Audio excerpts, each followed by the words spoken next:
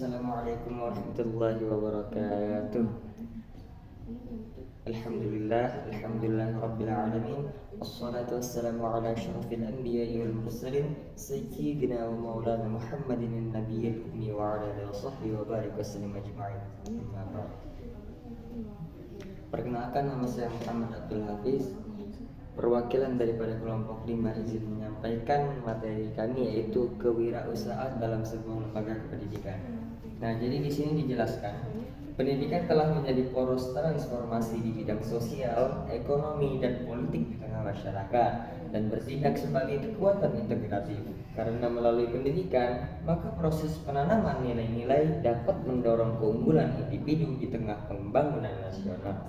Salah satu hal penting adalah penanaman nilai-nilai kemandirian bagi generasi muda dalam proses pendidikan sehingga tidak bergantung kepada lingkungannya, terutama ketika mereka seharusnya kembali ke tengah masyarakat setelah menyelesaikan tahapan pendidikan dan lebih siap untuk terlibat dalam sebuah proses pembangunan.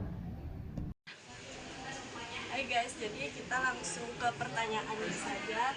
Saya di sini menjawab pertanyaan nomor 1. Jadi soalnya itu kayak apa tujuan pendidikan kewirausahaan pada mahasiswa, pada sebuah lembaga pendidikan mahasiswa.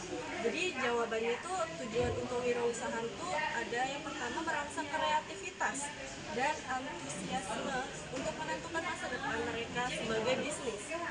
Jadi yang kedua itu menumbuhkan budaya kewirausahaan, mempersiapkan siswa untuk menjadi profesional.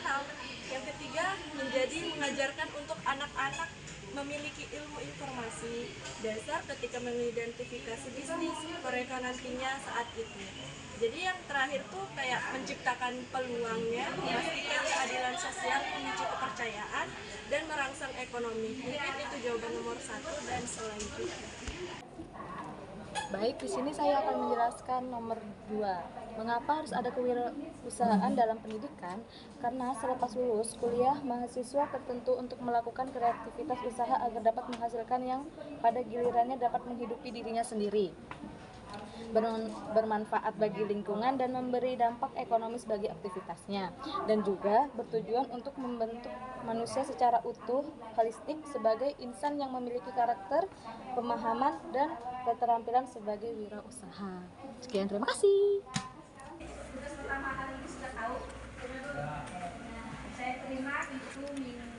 Yang ketiga, apa yang akan terjadi bila lembaga kependidikan tidak menggunakan sebuah sistem kewirausahaan?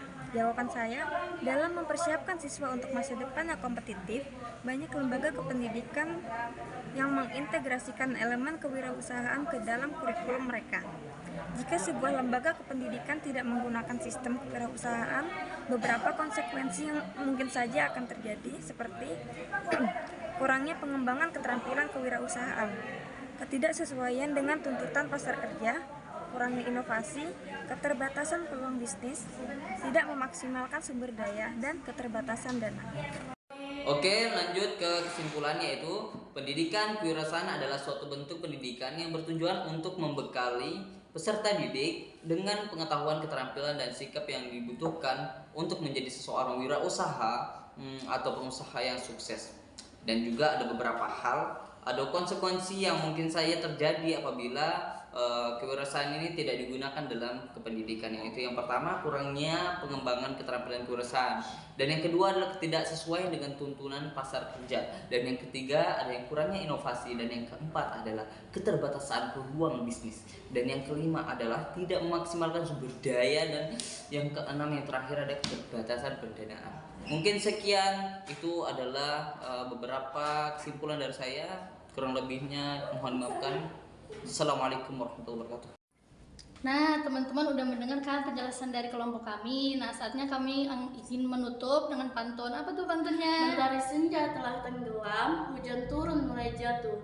Kami tutup presentasi dengan salam. Assalamualaikum warahmatullahi wabarakatuh.